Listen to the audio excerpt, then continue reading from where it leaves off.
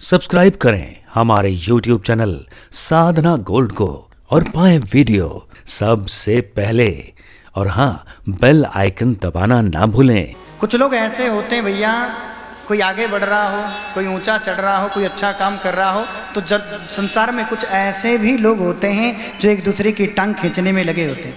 देखिए आपने, ऐसे कुछ ऐसे लोग होते हैं, कोई कुछ काम कर रहा हो, कोई कुछ आगे बढ़ रहा हो, तो कुछ लोग टांग खींचने में लगे रहते हैं। परीक्षित, ऐसे जो लोग होते हैं उन्हें देख करके कुत्ते बड़े खुश होते हैं। क्यों? कुत्ता कहता है मेरी बिरादरी का है। हाँ? कुत्ते का काम क्या है?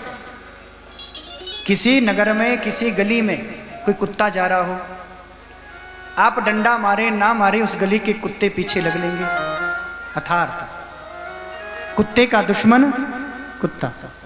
आदमी होकर जो आदमी से दुश्मनी करता महाराज, इंसान होकर इंसान में जो प्रेम नहीं करता हो, वो मनुष्य हो ही नहीं सकता, वो तो पशु तुल्य है।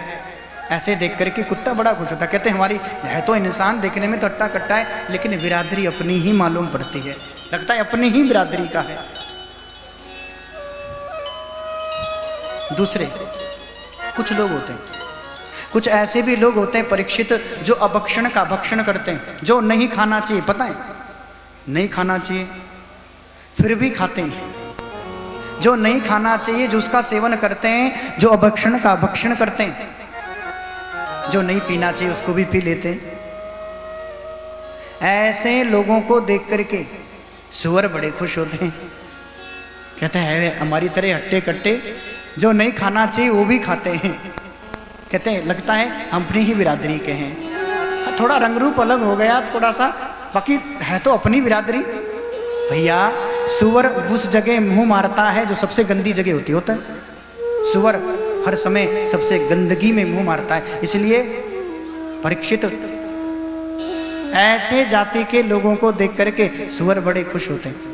तो जो अभक्षण का भक्षण करते हैं, अर्थात जो नहीं खाना चाहिए, जो नहीं पीना चाहिए, जो ऐसा कार्य करते हैं, हाथ जोड़कर विनती छोड़ दें।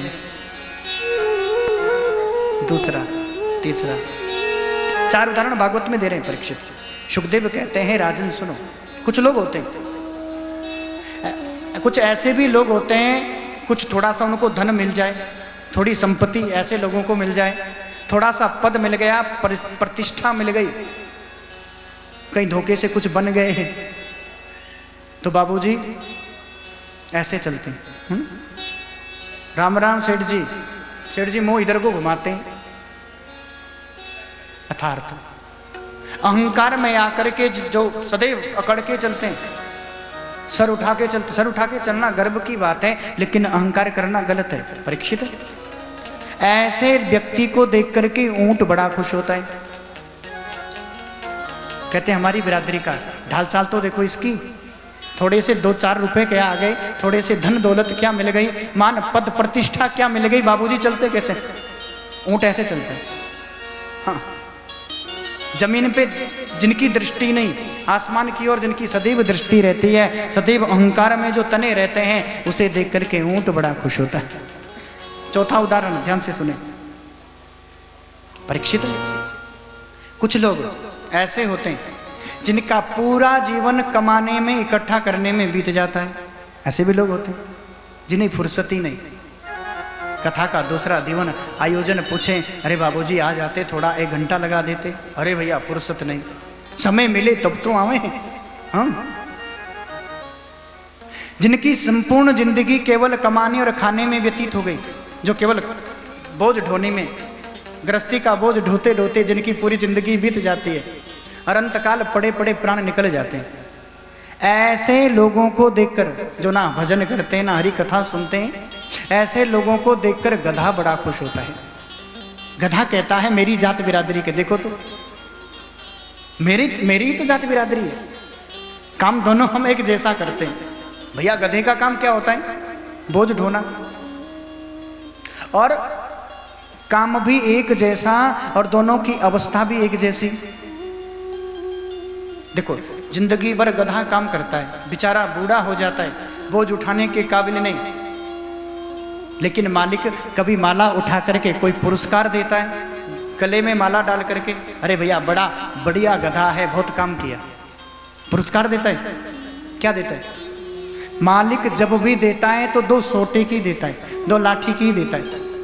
हाँ, इसी प्रकार परीक्षित ये मनुष्य शरीर है, जिंदगी भर जिन बेटों के लिए, जिन पोतों के लिए कमाते रहे, इकट्ठा करते रहे, अंत में वो भी बस सोटा ही मिलने वाला। भैया कितना ही बड़ी कोठी में, कितना ही बड़ा बंगला खड़ा कर लो, बुढ़ापा आवे तो बोरिया बिस्तरा बंगले से बाहर ही होगा। कहते बाबा जी का खटिया, कहते हैं खाट को उठाओ, उठा करके बैठक में डाल दो, वहीं मच्छर खाते रहेंगे। बोले भक्त वत्सल भगवान की जय। हाँ, पक्की बात है।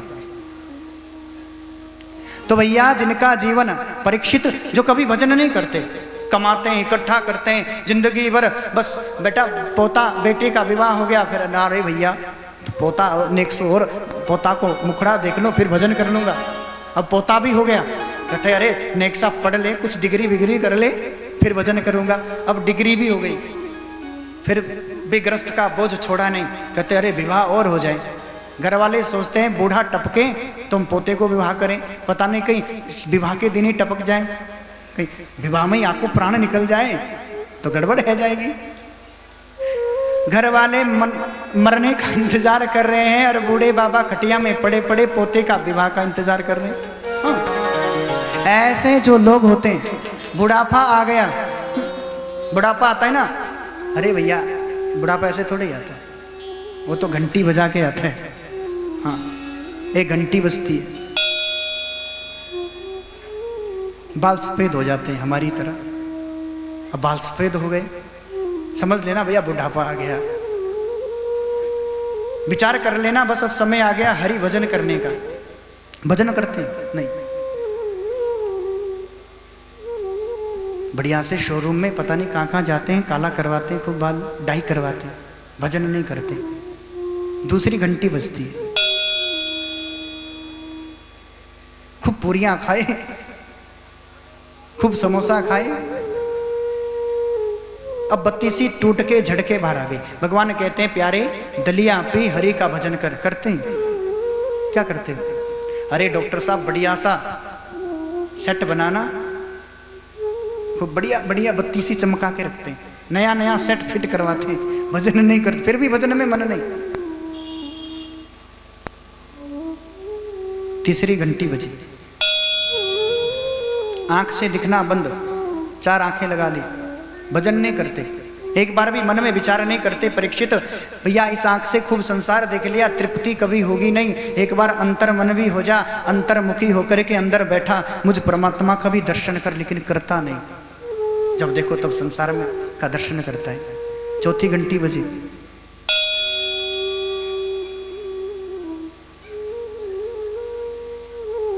कमर टेढ़ी हो गई, खूब अकड़ के चलते थे, अब झुक झुक के खांस खांस के चलते। भगवान कहते हैं अब तो अकल कर, अब तो भजन कर। करते नहीं महाराज, बुढ़ापे में च्यवनप्राश खाने में लगे। पता नहीं बुढ़ापे में जवान होने की कहाँ कहाँ विधियां ढूंढ लेते हैं लोग, भजन नहीं करते। अब घंटी नहीं बजती, यमदूत का सोटा पड़ता है, काले काले विकराल यमदूत घेर के बांध के ले जाते हैं।